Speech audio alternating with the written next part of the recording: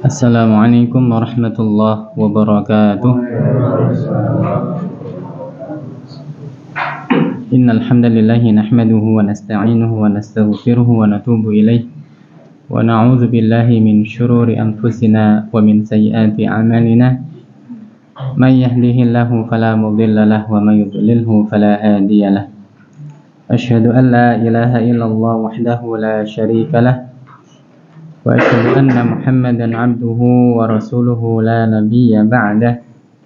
Allahumma salli wa sallim wa barik wa an'im ala habibikal mustafa wa rasulikal mujtaba nabiyyina wa habibina Muhammad sallallahu alaihi wasallam wa ala alihi wa sahbihi wa tabi'ina wa man tabi'ahum bi ihsanin ila yaumiddin. Amma ba'd. Ma'asyiral muslimin wal muslimat rahimani wa rahimakumullah. Kita lanjutkan kajian fikih dengan menggunakan kitab Fiqhul Manhaji ala madhabil Imam Syafi'i rahimahullahu ta'ala.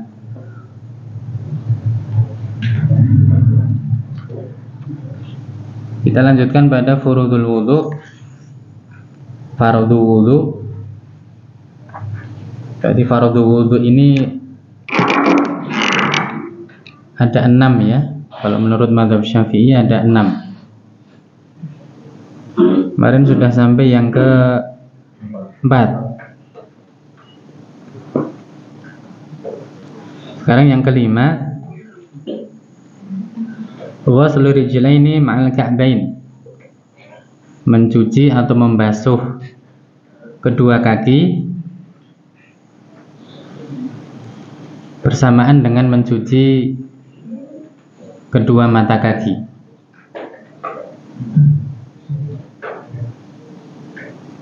Mencuci kedua kaki sekaligus mencuci kedua mata kaki. Liqaulihi ta'ala, berdasarkan firman Allah Subhanahu wa ta'ala, wa arjulakum ilal ka'bain. Dan basuhlah kedua kaki-kaki kalian sampai kedua mata kaki. Al-ka'bani musannal ka'b. Al-ka'ban ya, itu bentuk musanna dari al-ka'b. Wa huwal azmun nati min kulli janibin inda masalis saqi ma'al qadam. Yaitu ini kalau kita artikan gampang mata kaki ya. Kalau dalam fikih ya disebutkan yaitu tulang yang menjadi perhubungan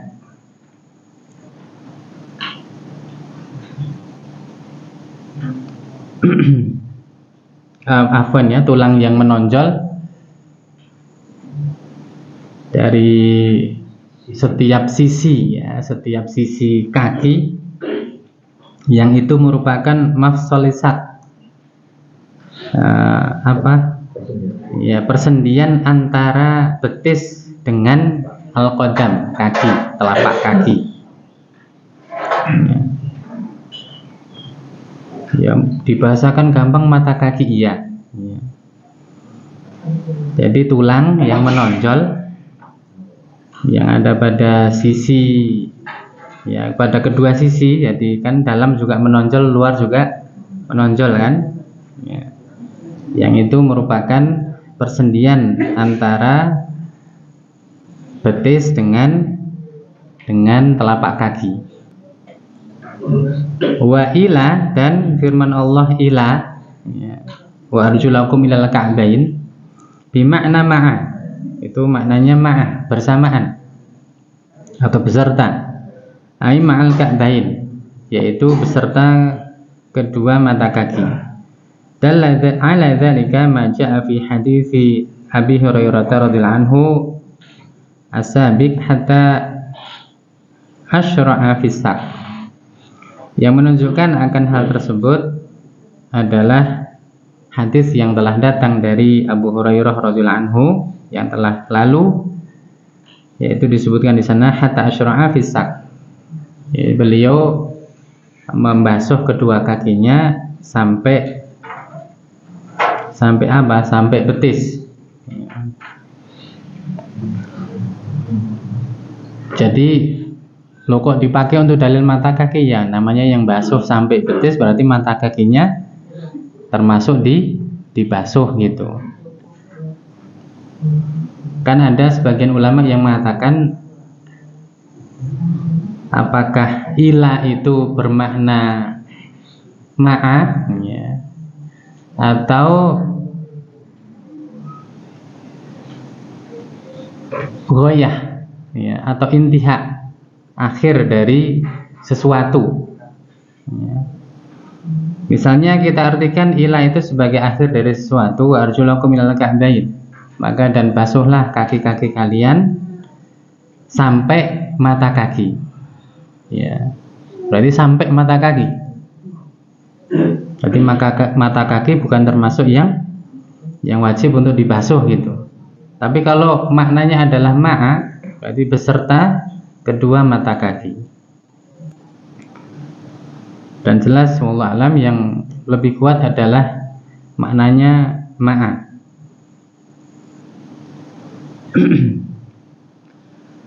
Wa yajibu ta'mimur rijlaini bil ghasli bihaitsu la yabqa minhuma walau mawdi'a dhifrin. Dan wajib untuk menyeluruh dalam membasuh kedua kaki yang mana tidak tersisa dari kedua mata kaki tersebut bagian yang belum terbasuh atau belum terkena air, walau ma'udhi'al dhifrin, meskipun itu hanya seukuran kuku ya. Au tahta sya'ri lamma marra fi ghusl yadain, atau itu adalah bagian yang berada di bawah bulu ya. Sebagaimana yang telah lalu pembahasannya pada masalah membasuh kedua tangan.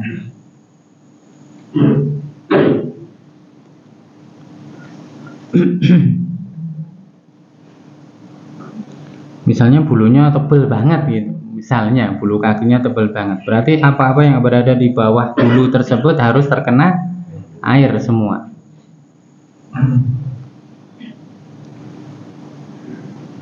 Yang keenam, ini fardu wudu yang terakhir, yang fardu loh ya, yang rukun wudu. Jadi dalam mazhab Syafi'i ada 6, yang terakhir. Berarti kalau orang sudah melaksanakan 6 ya, perkara ini, maka wudunya dikatakan sah. At-tartib ala syaklil ladzi dzakarnahu. Dia melaksanakannya secara tertib, secara berurutan menurut pola yang telah kami sebutkan. Jadi pola atau ya, ketika dia melakukan wudhu tersebut, dia harus berurutan polanya sebagaimana yang telah kami sebutkan. Berarti urut ya, niat dulu, kemudian membasuh wajah ya, kemudian membasuh kedua tangan sampai siku, kemudian mengusap sebagian kepala, ini yang fardu. Nanti sunnahnya seluruh kepala. Menurut mazhab Syafi'i seluruh kepala itu sunnah, fardunya sebagian. Kemudian membasuh kedua kaki sampai mata kaki. Kemudian itu dilaksanakan dengan tertib, dengan berurutan polanya. Wa hadza mustafadun minal ayati allati zakarat furudul wudu murattabatan. Dan rukun tartib ini ya, atau fardu wudu yang disebut dengan at-tartib ini diambil dari ayat yang menyebut tentang fardhu wudu secara berurutan. Wa min fi'lihi sallallahu alaihi wasallam fa innahu lam yatawadda illa murattaban kama ja'a fil ayah. Dan sebagaimana perbuatan Nabi sallallahu alaihi wasallam, beliau tidak pernah berwudu kecuali dengan berurutan, sebagaimana yang disebutkan dalam ayat tersebut. Sabata dzalika bil ahadits shahihah minha hadits Abi Hurairah radhiyallahu anhu sabiq wa bil adfu bi summa. Ya, kemudian dalil yang lain kenapa kok harus tartib, harus urut? Karena itu telah tetap di dalam hadis-hadis yang sahih, di antaranya hadisnya Abu Hurairah radhiyallahu anhu. Kemudian ada huruf ataf yang di situ dengan menggunakan summa. Ya. Wahiyya li tartib bittifaq, dan kalau disebutkan summa ya, itu menunjukkan urutan bittifaq, ya, menurut kesepakatan ulama. Qala Nawawi fil Majmu', berkata Imam An-Nawawi di dalam kitab Al-Majmu', wahtajal ashabu minas sunnati bil ahadithi sahihatil mustafidah an jama'ati minas sahabati fi sifati wudu'in Nabi sallallahu alaihi wasallam. Dan ashab itu maksudnya sahabat kami dari mazhab Syafi'i berhujjah dengan sunnah dari hadis-hadis yang sahih, yang itu datang dari beberapa kelompok, atau maksudnya dari sekumpulan para sahabat Nabi sallallahu alaihi wasallam dalam menyebutkan sifat wudu Nabi sallallahu alaihi wasallam. Wa kulluhum wasafuhu murattaban, dan semua para sahabat tersebut mensifati tata cara wudunya Rasulullah dengan tartib, dengan berurutan. Ma'a kasratihim wa kasratul mawadinil lati ra'awhu fiha.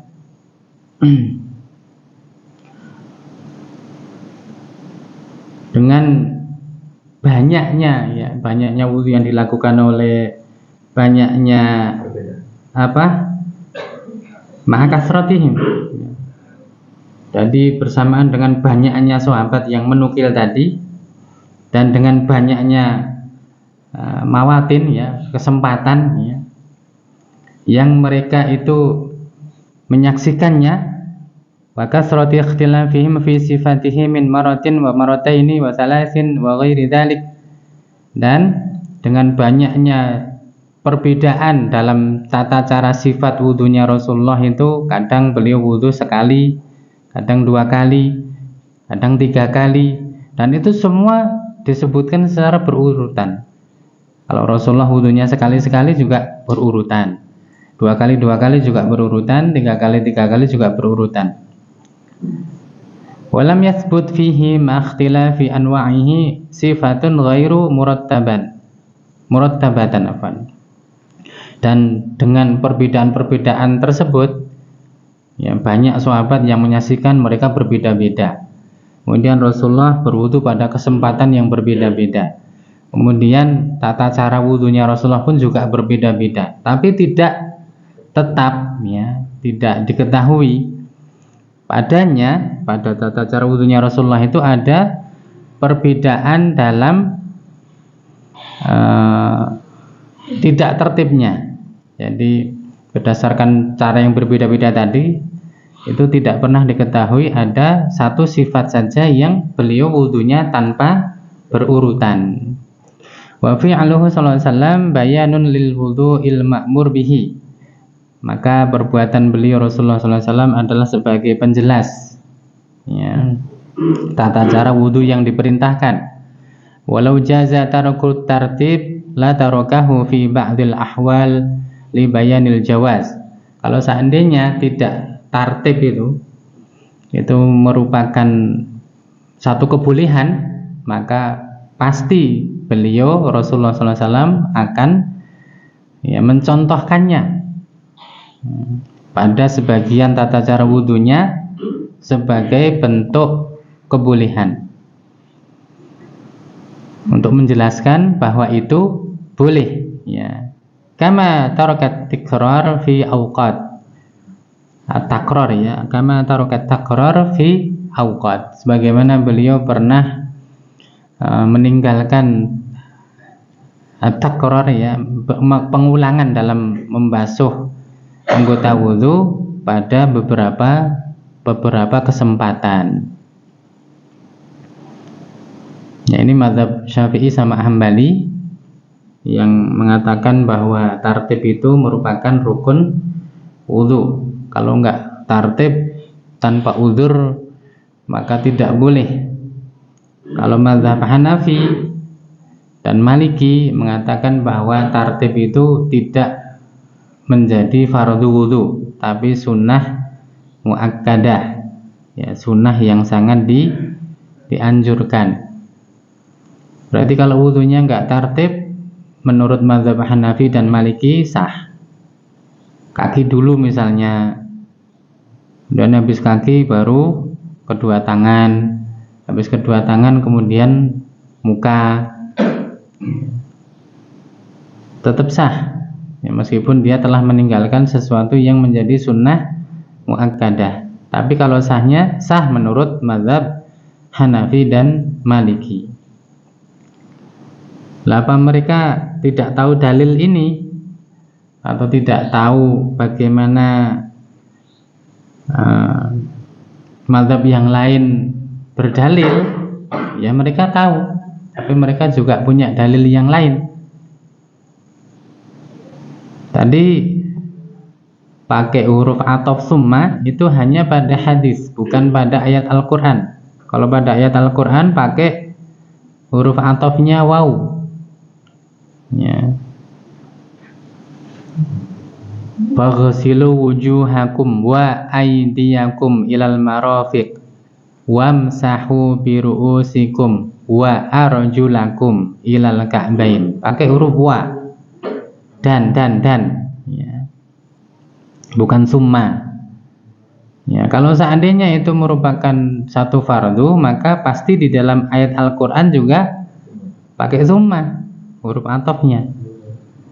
Ya, justru kalau di dalam Al-Qur'an itu disebutkan pakai huruf waw, itu menunjukkan bahwa itu tidak merupakan urutan yang harus seperti itu.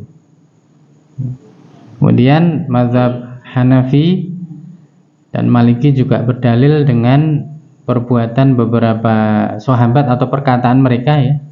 Di antaranya Ali bin Abi Thalib, kemudian Abdullah bin Abbas, kemudian Abdullah bin Mas'ud, yang mereka mengatakan, ya, tidak peduli mereka memulai wudhu itu dari mana dulu. Ya, mereka tidak mempermasalahkan mulai wudhu itu dari mana dulu. Mau dari kaki, mau dari apa, ya, mereka tidak mempermasalahkannya. Maka itu menunjukkan bahwa menurut mazhab Maliki dan Hanafi itu bukan merupakan fardu wudhu.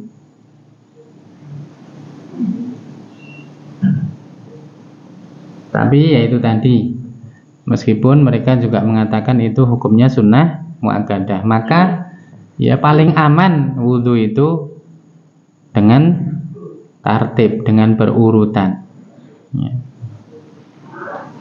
Jadi yang menjadi titik pembahasan mereka itu adalah apakah itu termasuk fardu wudhu atau tidak.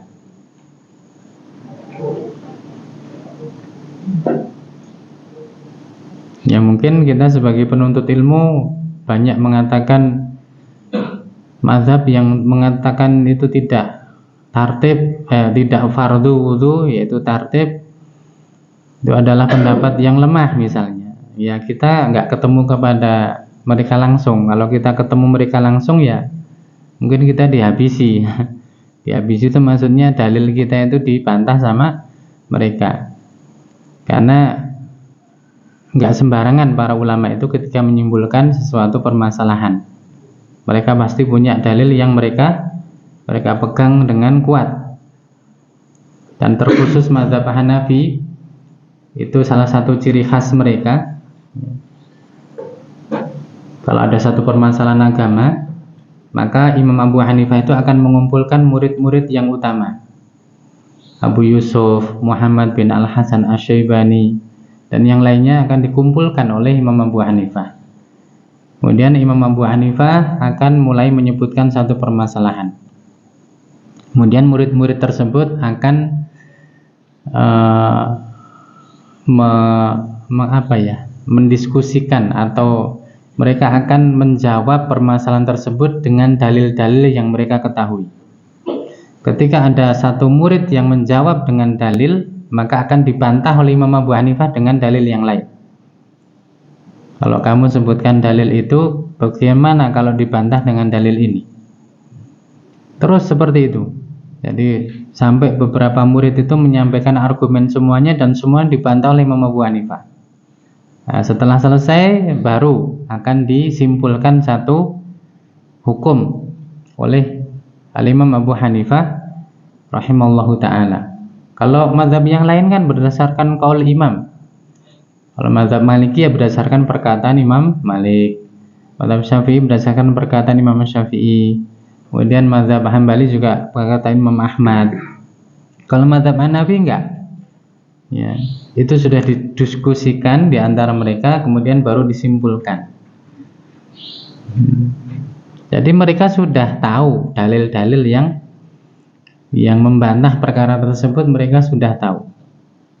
Ya, bukan berarti semua masalah itu sudah diketahui dalam mazhab Hanafi, ya, dan mereka pasti benar, enggak, ya, bukan berarti seperti itu. Tapi agar kita tidak meremehkan mereka, ya, karena banyak orang yang meremehkan mazhab Hanafi, ya, terutama Imam Abu Hanifahnya. Maka katakan mendahulukan akal daripada wahyu dan sebagainya, padahal itu enggak benar. Imam Abu Hanifah dikatakan hafal 500.000 hadis. Imam Abu Hanifah yang rajih adalah seorang tabi'in, dan beliau dikatakan ketemu dengan sekitar 20 orang sahabat, dan beliau meriwayatkan hadis dari sekitar 7 atau 8 sahabat. Tabi'in beliau, ya, yang rajih beliau seorang tabi'in. Kalau Imam Malik itu tabi'ut tabi'in, Imam Syafi'i dan Imam Ahmad di bawahnya lagi atba tabi'ut tabi'in. Jadi generasi setelah tabi'ut tabi'in.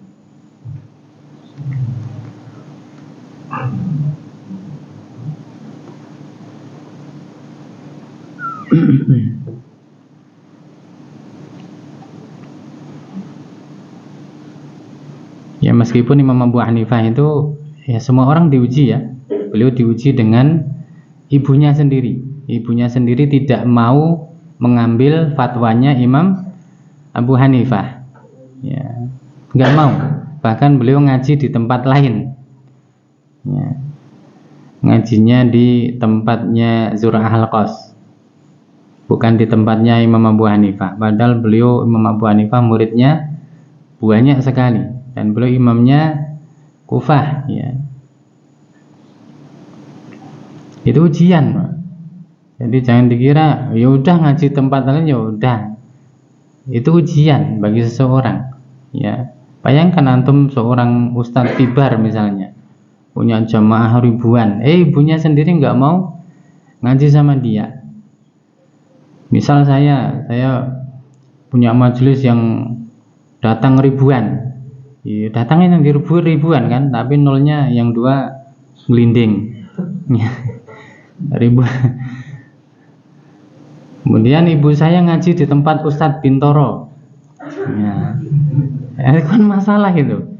Wah, ibu ini gimana ini, ya, anaknya Ustadz kok malah ngaji di tempat lain. Bahkan dikatakan oleh murid-muridnya Imam Abu Hanifah itu nganter langsung ibunya ngaji di tempatnya Zur'ah Al-Qas rahimallahu ta'ala. Dia hantar, ya, itu menunjukkan baktinya Imam Abu Hanifah kepada ibunya.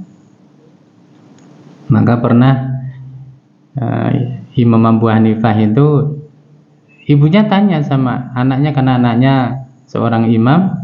Ibunya tanya tentang kafarat yamin, kafarat sumpah, ya, atau nazar, Ya, maka Imam Abu Hanifah menjawab pertanyaan ibunya tersebut dengan surat Al-Maidah ayat 89. Fakafaratuhu it'amu asyarati masakina min awsati ma tut'imuna ahlikum au kiswatuhum au tahrir raqabah faman lam yajid fasiyamu salasati ayyam.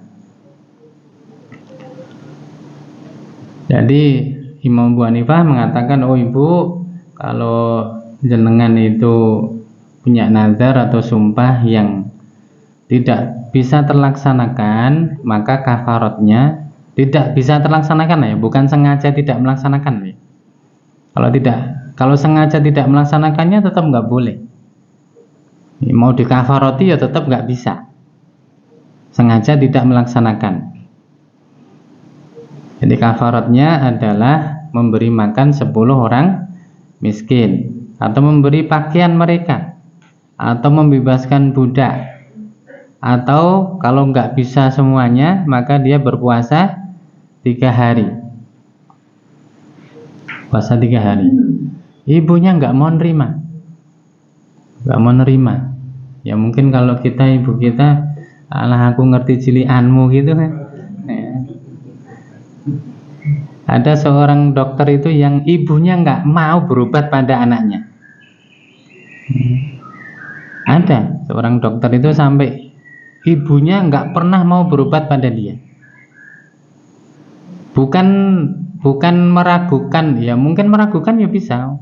Orang tahu ini bocah ini kayak enak di sekolah nggak tidur, ya di rumah nggak pernah belajar, mosok jadi dokter itu tenanan pora kan gitu, ya kan? Nanti jangan-jangan salah diagnosa nanti. Ibunya nggak mau berobat pada dia. Ya biasa seorang ibu seperti itu tahu anaknya. Ibunya Imam Abu Hanifah nggak menerima. Akhirnya ibunya Imam Abu Hanifah minta diantar ke Umar bin Dar, ulama yang lain. Minta diantar ke sana. Sudah antar, tanya ke Umar bin Dar. Umar bin Dar kedatangan Imam Abu Hanifah sama ibunya bingung. Bingungnya gimana? Ini ibu ini gimana ini? Anaknya saja alimnya luar biasa ya. Bahkan jauh di atasnya level Umar bin Dar. Lah kok malah tanya ke sini? Akhirnya ya grogi kan Umar bin Dar ya. Akhirnya Imam Abu Hanifah, kalau bahasa kita wis jawaban nganggo surat Al-Maidah ayat 89. Iya, dijawab sama Umar bin Dar pakai Al-Maidah ayat 89, sama seperti jawabannya Imam Abu Hanifah. Ibunya mantuk-mantuk. Ya, ini mantap ini. Ini baru dalil ini. Padahal sama aja, jawabannya sama. Ya, semua orang diuji dengan ujiannya masing-masing. Ya, termasuk Imam Abu Hanifah saja diuji oleh ibunya yang tidak mau mengambil fatwa dari Imam Abu Hanifah. Itu ujian.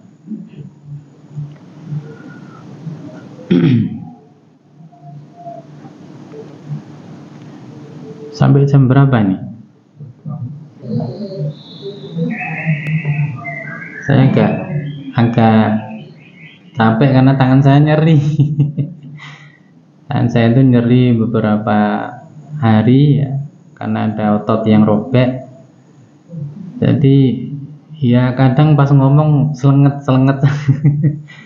Ini udah alhamdulillah berkurang banyak, tapi hari Selasa sama Rabu itu luar biasa.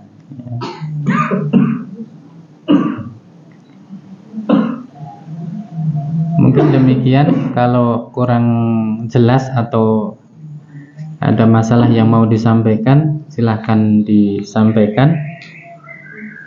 Allahu ta'ala alam bisawab. Wa sallallahu ala nabiyyina Muhammad wa akhiru da'wana alhamdulillahi rabbil alamin. Subhanakallahumma wa bihamdika asyhadu an la ilaha illa anta astaghfiruka wa atubu ilaik.